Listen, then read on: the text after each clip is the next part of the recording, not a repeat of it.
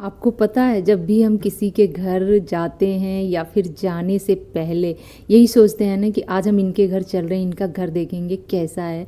और जाने के बाद ही जैसे वहाँ का हम नज़ारा देखते हैं ना, कभी कभी तो हमारा जो मुंह है ना खुला का खुला ही रह जाता है।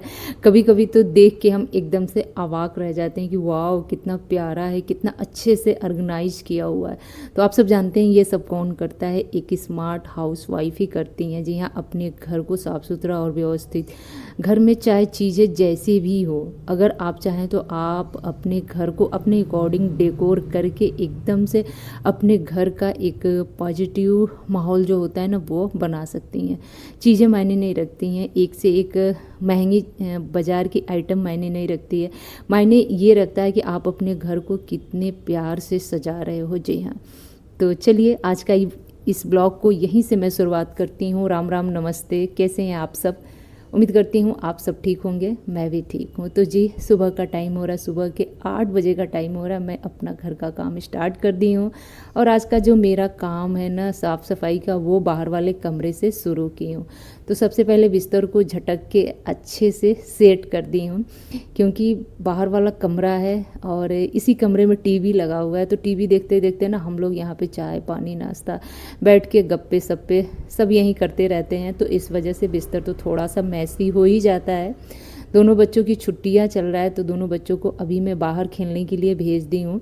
इस तरह से मेरा जो काम है ना झटपट सा हो जाएगा। तो सबसे पहले बिस्तर को ठीक ठाक की हूँ। पर्दे मेरे निकल गए थे, यानी कि राड अलग हो गए थे, तो उनको ठीक की हूँ। उसके बाद अब इस घर में अच्छे से झाड़ू लगा लूँगी।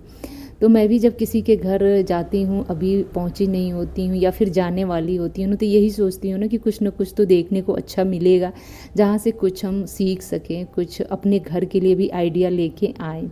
तो मेरा हमेशा यही कोशिश रहता है कि घर चाहे जैसा भी हो, खुद का हो, किराए का हो, छोटा हो, बड़ा हो, जो भी चीज़ें आपके पास हैं व्यवस्थित हो, साफ़ सुथरी हो। जी हाँ, तो बस हमेशा इस कोशिश में मैं लगी रहती हूँ कि अपने घर को सजा धजा के रखूँ। तो चलिए, मेरा बाहर वाला जो कमरा है फाइनली सेट हो गया है और यहीं से हमारा एंट्रेंस भी होता है, यानी हम घर से बाहर भी जाते हैं और घर से अंदर भी आते हैं इसी कमरे से होके। तो अब दूसरा काम करने जा रही हूँ, यहाँ पे फ्रिज की सफाई। तो आप सबको पता ही है कि दिवाली आने वाला है, तो एकाएक बहुत सारे काम हो जाएंगे साफ़ सफाई का। तो क्यों ना धीरे धीरे करके एक एक काम को निपटाया जाए। तो आज मैं फ्रिज की साफ़ सफाई लेके सोची हूँ कि चलूँगी।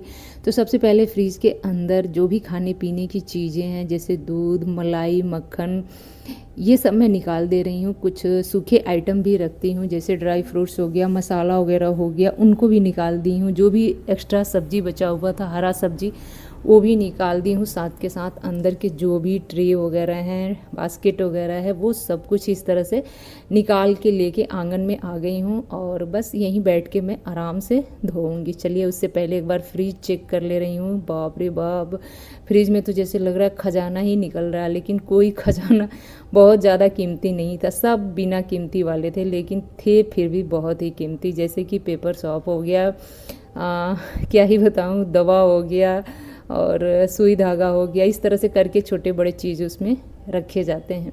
तो खैर चलिए, कोई बात नहीं, आप लोग भी शायद फ्रिज में ऐसे ही रखते होंगे। तो चलिए, अब फ्रिज के अंदर का जो भी पार्ट है, इनको धोने का काम करती हूँ। अच्छा, इनमें ना बहुत ज़्यादा ज़ोर ज़बरदस्ती करना नहीं होता है, बस हल्के हल्के हाथों से हल्का हल्का स्क्रब कर लो। तो इसके लिए ली हूँ मैं अपना विम बार लिक्विड और 2 से 3 बूंद नींबू, और ज़्यादा कुछ नहीं। और बस कुछ इस तरह से हल्के हल्के से स्क्रब करके मैं इनको छुड़ा ले रही हूँ। कभी कभी क्या होता है ना कि हम दूध रखते हैं ना, तो दूध छलक जाता है, कभी मलाई इधर उधर कहीं लग गया तो लग गया।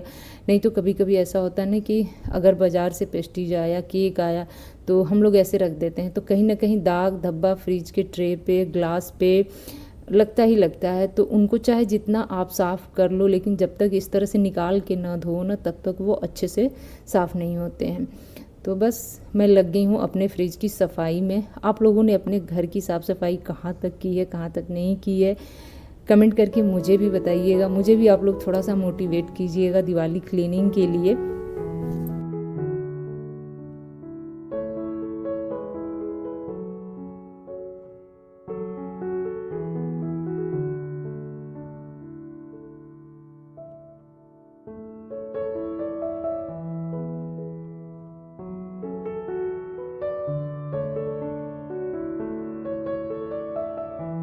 तो थोड़े टाइम के लिए मैंने यहाँ पे म्यूजिक लगा दिया था ताकि आप लोग बोर ना हो। खैर चलिए, मेरा अंदर का जो भी फ्रिज का पार्ट था वो अब अच्छे से साफ़ हो चुका है। इनको मैं खंगाल ले रही हूँ। अच्छे ये सब काम करके ना बहुत खुशी मिलता है, मन भी हल्का हो जाता है। जैसे लगता है चलो आज का जो टारगेट था वो तो पूरा हुआ, अब इसके आगे का फिर टारगेट देखा जाएगा, कल क्या है क्या नहीं है। खैर इस तरह से साफ़ सफाई कर दो तो कुछ दिनों की नहीं बल्कि कुछ महीनों की छुट्टी हो जाती है। जी हाँ, तो फ्रिज का डीप क्लीनिंग जो है ना 2 महीने 3 महीने में एक बार इस तरह से ज़रूर कर देना चाहिए। और अभी तो मैंने बस अंदर का पार्ट ही साफ़ किया है, पूरा फ्रिज अभी धोना बाकी है। वो तो जब हस्बैंड जी आएंगे तो दोनों मिल के धोएंगे। तो बस मेरा छोटू सा ब्लॉग आप लोगों को कैसा लग रहा है, आप लोग एंजॉय कर रहे हैं कि नहीं कर रहे हैं, ज़रूर बताइएगा। एंजॉय कर रहे होंगे तो थोड़ा सा मुझे भी मोटिवेट कीजिएगा, अपना एक लाइक दे के, अपना एक प्यार भरा कमेंट दे के। जी हाँ, क्योंकि मैं खुद को मोटिवेट करना चाहती हूँ आपकी लाइक और कमेंट से।